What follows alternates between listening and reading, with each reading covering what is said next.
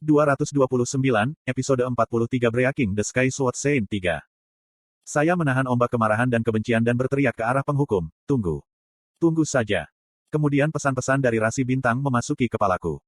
Rasi Bintang, Prisoner of the Golden Headband, tercengang. Beberapa rasi khawatir tentang penilaianmu. Rasi Bintang, tahanan ikat kepala emas mengalami reaksi alergi yang intens terhadap pandanganmu. Petik 1 kurung siku tutup. Hah, apa, tiba-tiba. Konstelasi, Hakim Api Setan seperti, telah memasuki saluran. Ah, Uril. Konstelasi, Hakim Api Setan seperti, terkejut. Konstelasi, Hakim Api Setan seperti, terkejut. Konstelasi, Hakim Api Setan seperti, terkejut. Tidak aneh bagi Uril untuk memasuki saluran itu karena sudah seminggu sejak insiden Asmodes. Masalahnya adalah pesan dari Rasi Bintang berikutnya. Konstelasi, Hakim Api Setan, bertanya tentang apa yang terjadi. Rasi Bintang, Prisoner of the Golden Headband, mengatakan dia tidak tahu banyak. Rasi Bintang yang suka mengubah seks terkikik. Rasi Bintang, Hakim Setan Api, sedang menuju ke Nebula, Asgard. Tiba-tiba curahan pesan dari Rasi Bintang membangunkan saya. Situasi apa ini? Mengapa mereka menunjuk ke wajahku? Punisher dengan cepat menghilang dari gang sementara aku bingung dengan pesan-pesan Rasi Bintang. Ah, tunggu, sayang sekali. Ini adalah kesempatan untuk mendapatkan kolega yang baik. Yang Hayong terlambat mengejar saya dan bertanya, bagaimana? Bukankah dia cantik? Petik 2. Kapan dia muncul? 3 atau 4 hari yang lalu. Rumor bahwa dia cantik dan memiliki kemampuan luar biasa cepat menyebar. Dia juga sulit dipahami. Petik 2. Apakah dia akan datang besok? Saya belum bisa mengetahui ilmu pedang, tetapi dia pasti akan sangat membantu dalam pemilihan Raja Iblis. Ngomong-ngomong, dari mana orang ini berasal? Dia tidak ada di jalan hidup asli. Dia datang setiap hari jadi dia mungkin akan datang besok. Apakah Anda terpesona olehnya? Petik 2. Tidak seperti itu. Aku bercanda, aku bercanda. Aku tahu, kamu tidak suka cewek. Petik 2. Siapa yang bilang? Di mana rumor seperti itu? Rasi Bintang, Hakim Setan Api, melihatmu. Saya pikir saya tahu dari mana rumor itu berasal. Sudah lama, Uril. Rasi Bintang, Hakim Setan Api, mengangkat hidungnya dengan ahem. Saya mendengarkan pesan tidak langsung Uril saat menuju ke ruang perawatan dengan Uril. Rasi Bintang, Hakim Setan Api, memuji dirinya sendiri. Sebagian besar cerita Uril adalah tentang bagaimana dia meyakinkan Yo Jong Hyuk untuk pergi ke dunia iblis. Seperti yang diharapkan, itu adalah Uril yang membujuk Yo Jong Hyuk untuk menyelamatkanku. Seperti yang saya pikirkan, dia tidak akan datang ke sini sendirian untuk menyelamatkan saya.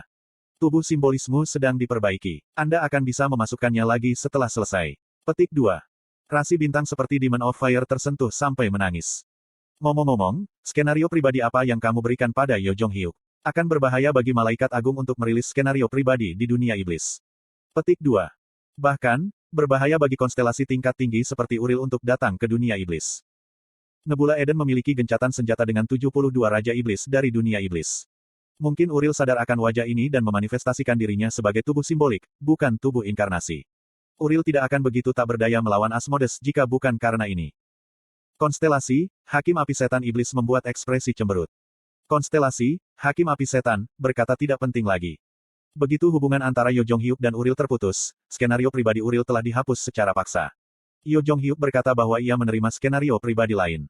Saya mendengarkan cerita Uril ketika Yang Hayong menyela. Bagaimana kamu bisa begitu akrab dengan Rasi Bintang?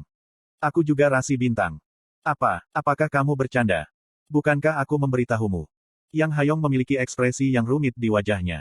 Rasi Bintang, makhluk-makhluk di langit, sama seperti mumi yang muncul di pagi hari. Petik 2. Biasanya itu masalahnya. Itu sebabnya ada modifikator, sebuah konstelasi hidup dalam konteks pengubah itu. Petik 2. Kalau dipikir-pikir, ada pengaturan itu. Sifat Rasi Bintang berada di dalam konteks pengubah. Saya menjadi korup begitu menjadi rasi sehingga saya tidak bisa melihat konteksnya. Tepat sekali, Rasi Bintang itu. Petik 2. Apa pengubahmu? Yang Hayong menyadari status saya sebagai Rasi Bintang dan menjadi berhati-hati. Aku tidak bisa menahan senyum. Bajingan ini mungkin akan terkejut mengetahui siapa aku. Rasi Bintang, Hakim Setan Api, waspada terhadap inkarnasi, Yang Hayong. Rasi Bintang, Hakim Setan Api, memperingatkan inkarnasi, Yang Hayong, untuk tidak terlalu ramah. Yang Hayong diintimidasi oleh Uril dan dengan cepat menjauh dariku. Konstelasi, Hakim Api Setan Iblis membuat senyum malaikat. Mengapa malaikat mengatakan ini kepadanya? Saya memasuki ruang perawatan dan bisa melihat Yo Jong Hyuk dengan santai duduk di meja sambil minum teh. Kamu terlambat. Apa, kamu sudah di sini? Petik 2. Saya tidak tahu kemana dia pergi tetapi sepatu bot Yo Jong Hyuk tertutupi oleh tanah. Teh juga sudah diganti. Apakah ada teh herbal di sini? Memikirkannya, selera orang ini sangat halus. Yo Jong-hyuk melirik Yang Hayong di belakangku. Apakah dia yang kamu sebutkan? Itu benar. Aku menjawab dan Yang Hayong melangkah maju. Petik 2. Ini adipati baru. Halo, saya Aslan. Petik 2. Kau brengsek kasar. TL, ini karena Yang Hayong berbicara tanpa kehormatan.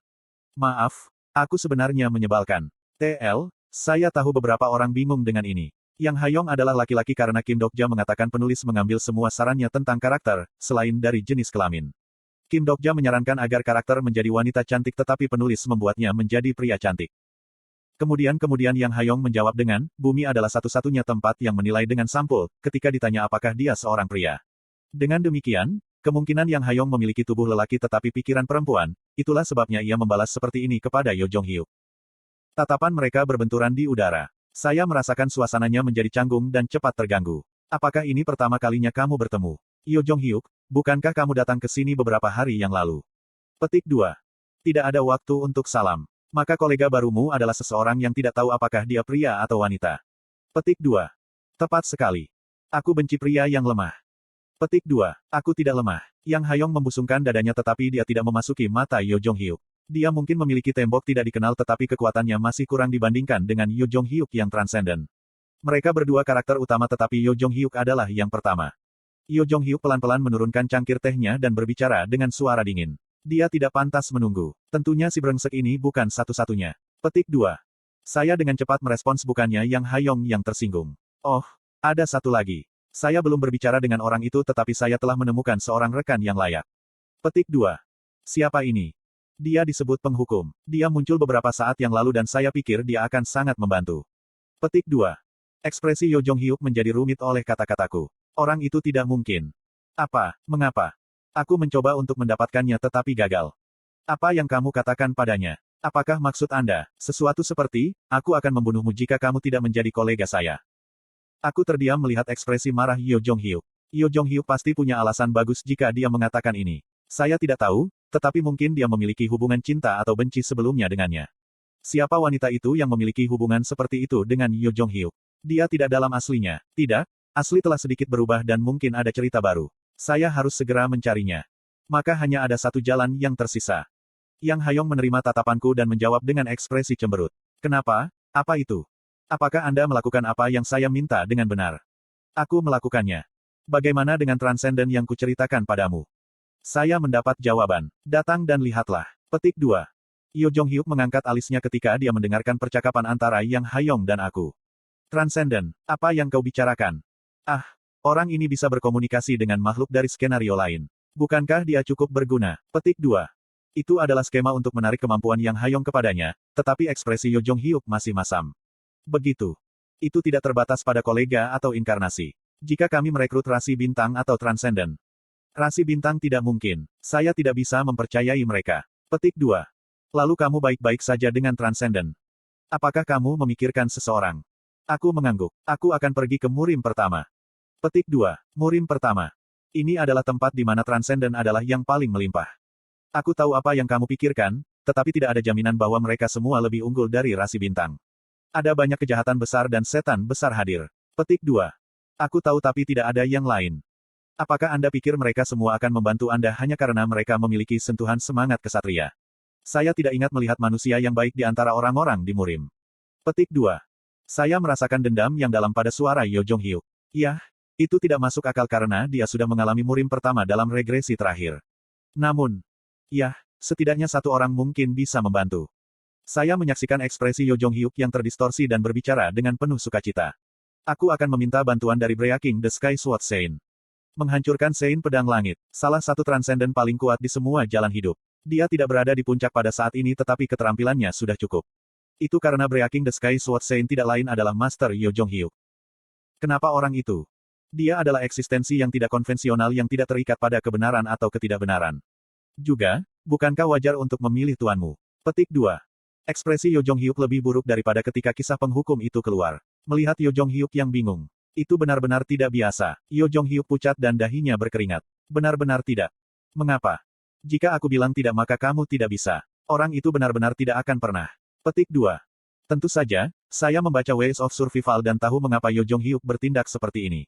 Mau bagaimana lagi? Kali ini saya harus bergerak sesuai dengan rencana saya. Tidak, kita harus pergi. Saya sudah mendapatkan tiketnya. Petik 2. Bio melayang di udara dan mengeluarkan suara. Baat. Pesan skenario baru diikuti.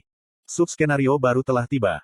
Murim pertama adalah area skenario di mana orang sering datang dan pergi sehingga saya dapat membeli tiket portal dari Tas.kb, meskipun membutuhkan 50.000 koin. Namun, keuntungannya adalah saya bisa datang dan pergi sesuka hati. Yo Jong Hyuk, pikirkan baik-baik. Itu mungkin belum tentu oleh Breaking the Sky Sword Sein. Ada beberapa hal berguna yang bisa Anda dapatkan di sana. Petik 2.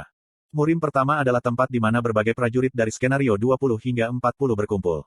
Jika kami pergi ke sana pada saat ini, pasti akan ada banyak informasi dan potongan tersembunyi yang tersedia. Yo Jong Hyuk bermasalah untuk waktu yang lama sebelum bertanya, kapan kamu pergi? Saya tersenyum dan menjawab, sekarang juga. TL, Rainbow Turtle.